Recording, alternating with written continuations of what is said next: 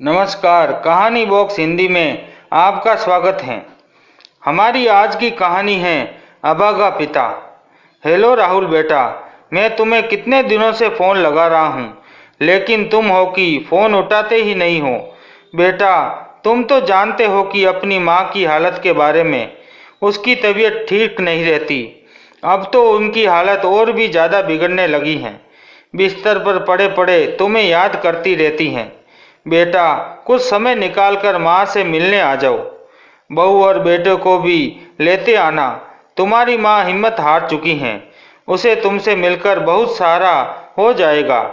अभी मनोहर लाल जी अपनी बात कह ही रहे थे कि राहुल ने अपनी मजबूरी बयां करनी शुरू कर दी। पिताजी, इस हफ्ते तो मुझे कोई छुट्टी नहीं मिल पाएगी, और आपको तो पता है कि मैं यहाँ पर अपना नया मकान बना रहा हूँ। मुझे वहाँ भी देखभाल करनी पड़ती है। यहाँ पर मेरा रहना बहुत ज़रूरी है। मेरा आपके पास आना थोड़ा मुश्किल है। आप माँ की देखभाल के लिए एक नौकरानी रख लो। बेटे के स्पष्ट से जवाब ने मनोहर लाल जी के चेहरे पर चिंता की रेखाएं और निराशा के भाव उकेर दिए। उनकी आंखों में आंसू से भर उठी।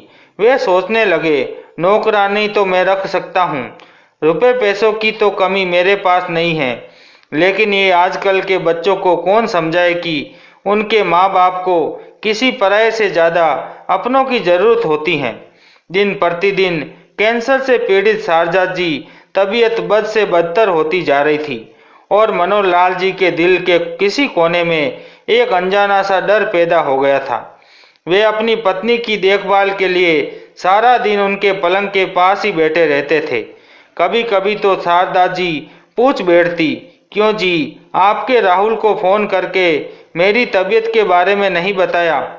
क्या ऐसा कौन सा काम है कि अपनी माँ से बढ़कर हो गया उसके लिए? सुनिए जी, अगर हमारे बेटे को छुट्टी नहीं मिल रही तो हम ही उसके घर चले जाते हैं। कुछ दिनों से बहुत दिल कर रहा है कि अपने बच्चों से मिलने का। फिर मनोहर लाल जी फीकी मुस्कुराहट देकर झूठी तसल्ली देते हुए कहते, तुम्हारे लाडने ने यहाँ आने के लिए पूरे हफ्ते की छुट्टी के लिए अप्लाई किया हुआ था, इसलिए आने में कुछ समय लग रहा है। अब तो शारदा जी भी ये बात जान गई थी कि ये सब बातें उनके पति उनका दिल रखने के लिए कह रहे थे, वरना दिल्ली यहाँ से ही कितनी दूर है। इस समय इस अपेक्षित वर्ध संपत्ति के पास ऐसा कोई अपना नहीं था जिसके साथ वे अपना गम बांट सके। वे दोनों एक दूसरे को ही तसल्ली देकर रह जाते। मनोहर लाल जी अपनी पत्नी से कहते, शायद हमारी किस्मत ही खराब है जो हमें अपने बेटे बहू और पोतों के साथ रहने का भी सुख नसीब नहीं हो पा रहा। पोते पोती को अपनी गोद में खिलाने और उनसे लाड लड़ाने का अरमान तो अरमान ही रह गया। इस पर शारदा जी अपने पति को भावात्मक संबल देते हुए कहती, आप तो अपना दिमाग बेकार की बातों में लगाए रखते हैं। बेटे की भी तो अपनी जिंदगी है। वह अपने पैरों पर खड़ा है, खुश है। इससे ज़्यादा हमें और क्या चाहिए?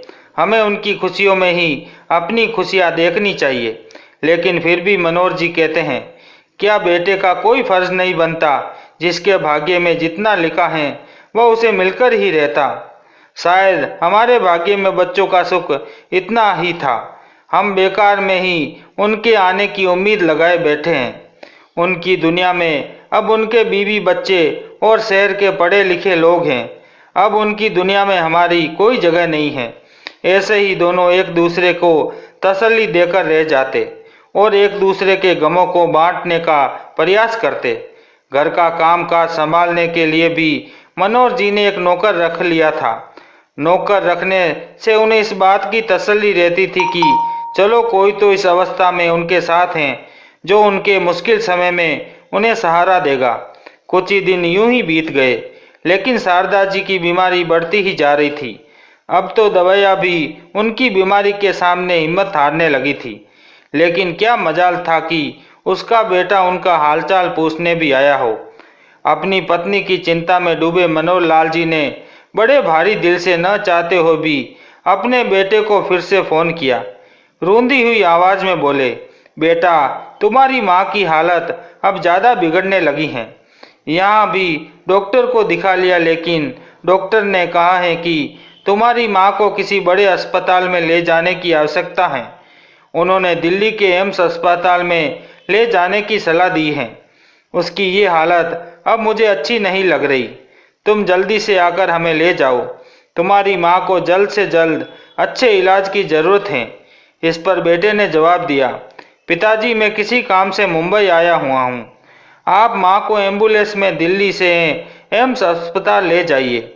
मुझे 2 दिन लगेंगे वापस आने में।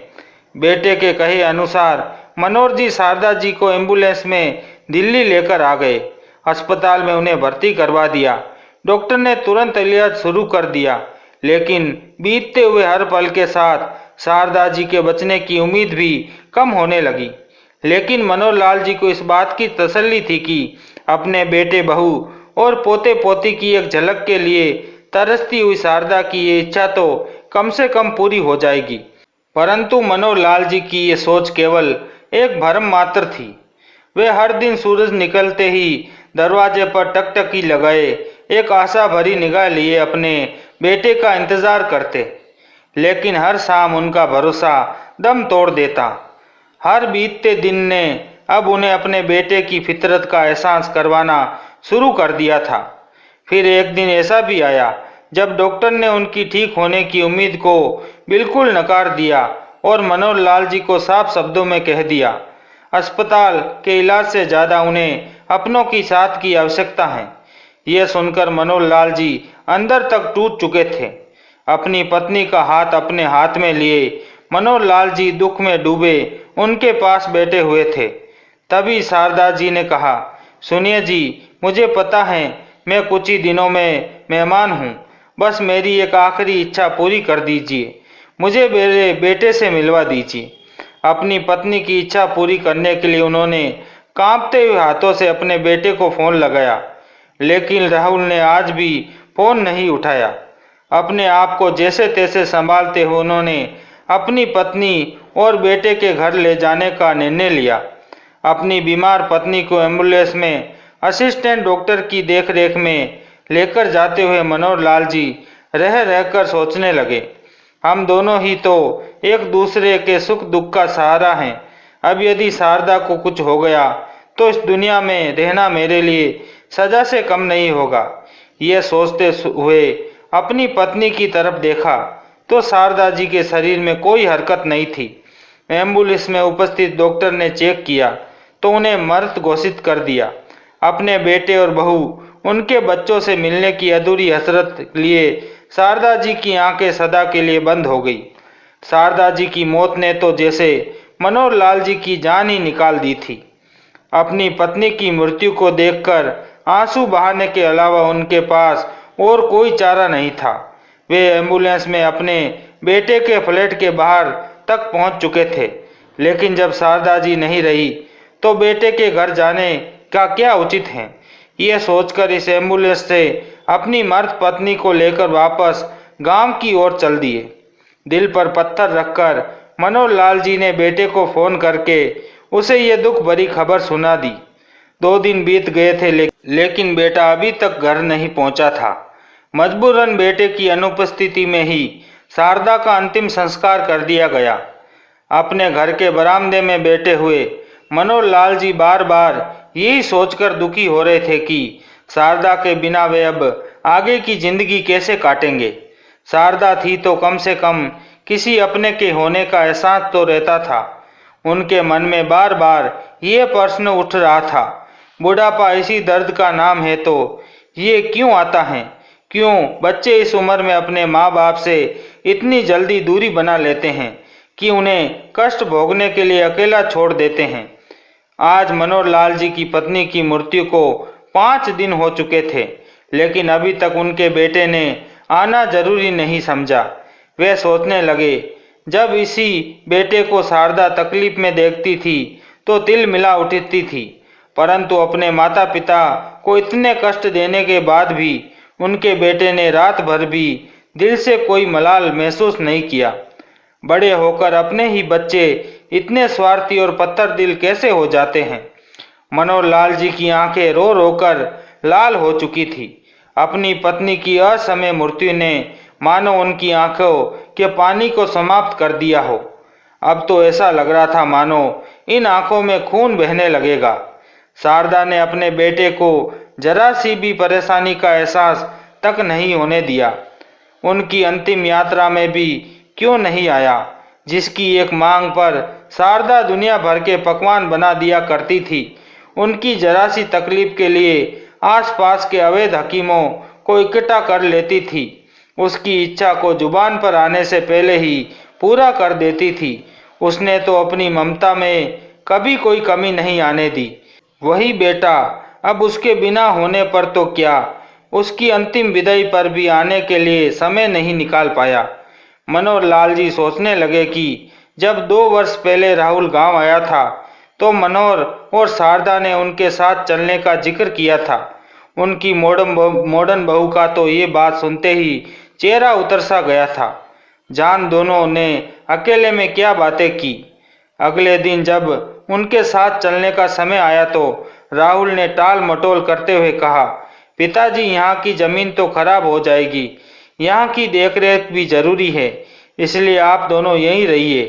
बेटे राहुल की हाँ में हाँ मिलाते हुए बहू भी बोली, ये ठीक कह रहे हैं पिताजी, इस बुढ़ापे में दिल्ली शहर का प्रदूषण भरा वातावरण आपकी सेहत के लिए वैसे भी अच्छा नहीं है। गांव का साफ और स्वस्थ वातावरण ही आप दोनों के स्वास्थ्य के लिए उचित रहेगा। मनोहर लाल जी ने तो उसी दिन बेटे बहू के मन को टटोल दिया था। उन्हें उसी दिन एहसास हो गया था कि अब अपने बेटे के सहारे की उम्मीद रखना ही बेकार है। लेकिन उस समय तो उनके पास अपनी पत्नी का सहारा था। अब तो वह सहारा भी भगवान ने उनसे छीन लिया था। अतीत में झांकते हुए मनोहर लाल जी को बीते समय की बातें यादें किसी बहाने दर्द की अनुभूति कराने लगी। आंखों से गिरते हुए आंसू ने उनके कुर्ते के ऊपर के भाग को भिगो दिया था। सोचने लगे 5 दिन हो गए जब मां की मृत्यु की खबर भिजवाई जा चुकी थी, फिर भी बेटे बहू को कोई अता पता नहीं था। इस 5 दिन के अंतराल में उन्होंने एक एक पल कैसे काटा, उनकी हालत साफ बयान कर रही थी। अपनी पत्नी की मौत का गम और बच्चों की उपेक्षा झेलते मनोहर लाल जी छत पर टहल रहे थे। छत की मुंडेर के नीचे आंगन की ओर देखा और सोचने लगे, इस आंगन में शारदा की बेपरवाह हंसी गूंजा करती थी। यही हमारे बेटे का बचपन बीता, यही आंगन तो हमारे हंसने खेलते परिवार की हंसी ठिठोली की आवाज का गवाह हुआ करता था। अपनी पुरानी यादों में खोए मनोहर लाल जी के विचारों पर एकाएक विराम लग गया। जैसे ही गांव के बीच से होकर जाने वाली सड़क से किसी गाड़ी की जोरदार ब्रेक की आवाज आई। अपने बेटे के आने की आशा लिए उन्होंने गाड़ी की ओर देखा तो पाया कि पास वाले शर्मा जी का बेटा उनसे उतर रहा था, तो जो गुड़गांव में नौकरी करता था। उसे देखकर सोचने लगे, सबके बच्चे कुछ दिनों की नौकरी के बाद अपने माता पिता से मिलने आते हैं। एक मैं ही अभागा हूँ जिसका बेटा इस हालत में भी मुझे अकेला छोड़ गया है। गम के अथाह सागर में डूबे मनोहर लाल जी छत से नीचे उतर आए। नीचे आकर देखा कि शर्मा जी का बेटा शारदा के लिए अफसोस प्रकट करने आया हुआ था। अब तो मनोहर लाल जी को अपनी परवरिश पर भी गुस्सा आने लगा था। बाहर निकलकर अपने बेटे के आने की आस में एक बार फिर सड़क का मुआयना करने निकले। दूर दूर तक सन्नाटा पसरा था। निराश होकर वे भारी कदमों से अंदर आ गए। अपनी मां की तेरहवीं पर जब राहुल अपनी पत्नी और बच्चों के साथ गांव पहुंचा तो गांव में चारों ओर आश्चर्यचकित कर देने वाला सन्नाटा पसरा हुआ था। गांव की गलियां और चौराहे जहां हर पल लोगों की चहल पहल रहती थी, आज सुनसान पड़े थे। यहाँ तक कि बच्चे भी खेलते नजर नहीं आ रहे थे। जहाँ कहीं 2-4 गांव वाले नजर भी आए, उनकी नजरें राहुल को इस तरह देख रही थी जैसे वह कोई अपराधी हो जिसने कोई बड़ा गुनाह किया हो। जैसे ही राहुल अपने घर पहुंचा, उसने देखा कि घर के आंगन में लोगों की भीड़ जुटी हुई थी। आगे बढ़ा तो पाया कि सारे गांव वालों की हैरानी भरी नजरें उसे अपराधी ठहराने के लिए काफ़ी थी। अंदर आकर देखा तो आंगन में उसके पिता को फर्श पर लेटाया गया था और उनके शरीर पर सफ़ेद कफन ओढ़ाया जा रहा था। उसके कुछ बोलने से पहले ही उसके पिता के दोस्त ने उसके हाथ में एक चिट्ठी थमा दी और बोले, बेटा ये तुम्हारे पिताजी ने तुम्हारे लिए लिखी थी। चिट्ठी देते हुए उनकी घूरती हुई निगाहें राहुल को अंदर तक चीर रही थी। राहुल ने चिट्ठी खोली। उसमें सबसे ऊपर लिखा था, मेरे प्यारे बेटे सदा खुश रहना। मुझे नहीं मालूम था कि तुमसे मिलने के लिए मैं जिंदा भी बचूंगा या नहीं। वैसे भी जान तो मेरी उसी दिन निकल गई थी जिस दिन तुम्हारी माँ, जो हर सुख दुख में मेरा सहारा थी, मुझे छोड़कर चली गई। लेकिन तुम मेरे अपने होते हुए भी मुझे इतने पराये कैसे हो गए? ये बात मेरी समझ से बाहर है। तुम्हारी माँ जिसने तुझे पाल पोस कर बड़ा किया, तुम्हारी एक झलक देखने के लिए अपनी अंतिम सांस तक तुम्हारा इंतजार कर रही थी, लेकिन तुम नहीं आए। अपना मकान और अपनी नौकरी तुम्हें अपनी माँ से भी ज़्यादा जरूरी लग रही थी। अपनी बीमार माँ का हालचाल पूछना तो दूर की बात, तुम उनके अंतिम संस्कार तक भी नहीं पहुँचे। तुमने कहने भर को तो हमें दादा दादी बना दिया, लेकिन कभी हमारे गोद में खिलाने का मौका तक नहीं दिया। शायद ये हमारे ही भाग्य का दोष था या फिर हमारे दिए गए संस्कारों की कमी थी कि तुम हमारे चेहरे की गहराती लकीरों को भी पढ़ नहीं सके, हमारे दिल में उभरते हुए दुख के भाव को समझ नहीं सके। पत्र पढ़ते पढ़ते राहुल बीच में रुक गया। पत्र में कुछ शब्द फीके हो चुके थे। शायद पिताजी के आंसुओं ने उन्हें धुंधला कर दिया था। फिर से राहुल ने पत्र पढ़ना शुरू किया। बेटा, मेरी भगवान से प्रार्थना है कि जो दुख हमें इस अवस्था में झेलना पड़ा, वैसा दुख भगवान किसी और माता पिता को न दिखाए। लेकिन हमारे समाज में आजकल बुजुर्गों की स्थिति को देखते हुए मैंने महसूस किया है कि मेरे जैसे बहुत से बूढ़े माता पिता ऐसे हैं जिन्हें तुम जैसी औलादों के कारण नरक से भी बदतर जिंदगी जीनी पड़ रही है। इसलिए मुझे माफ़ करना, क्योंकि मैंने अपनी सारी ज़मीन और ये मकान वृद्धाश्रम को दान कर दिया। लेकिन मेरे दिल से इच्छा है कि जैसा तुमने हमारे साथ किया वैसा तुम्हारे साथ ना हो। अपने जीवन के अंतिम समय को मैंने बहुत कष्ट में गुजारा है। आज मैं अपने जीवन का सबसे बड़े निर्णय लेने जा रहा हूँ। मैं तुमसे अपने शरीर को मुखाग्नि देने का अधिकार छीनता हूँ। पत्र पढ़ते हुए राहुल के हाथ में और आवाज़ कांपने लगे, लेकिन उसने पढ़ना जारी रखा। वैसे भी असीम दुखों को झेलते हुए जल तो मैं बहुत पहले ही चुका था। ये शरीर तो केवल दिखावा मात्र है। बेटा, तुम अपनी माँ की तो अंतिम इच्छा पूरी ना कर सके, लेकिन मैं चाहता हूँ कि तुम मेरी इच्छाओं का सम्मान रखते हुए मेरे मर्त शरीर को किसी अस्पताल को दान कर दो, ताकि ये नश्वर शरीर किसी जरूरतमंद के काम आ सके। हो सके तो मुझे माफ़ करना। पत्र को पढ़कर राहुल के चेहरे पर असीम दुख के भाव तैरने लगे। वह अपने घुटनों पर बल बैठकर जोर जोर से रोने लगा। लेकिन अब इस पछतावे के लिए बहुत देर हो चुकी थी। बाहर से एम्बुलेंस की आवाज़ आई और उसके पिता के मर्द शरीर को उठाकर ले जाया जाने लगा। एक एक करके सभी रिश्तेदार और गांव वाले भी वापस चले गए। दोस्तों, आपको ये कहानी कैसी लगी? लाइक और कमेंट करके ज़रूर बताएं। चैनल को सब्सक्राइब करना ना भूलें। मिलते हैं एक नई कहानी के साथ। बहुत बहुत धन्यवाद।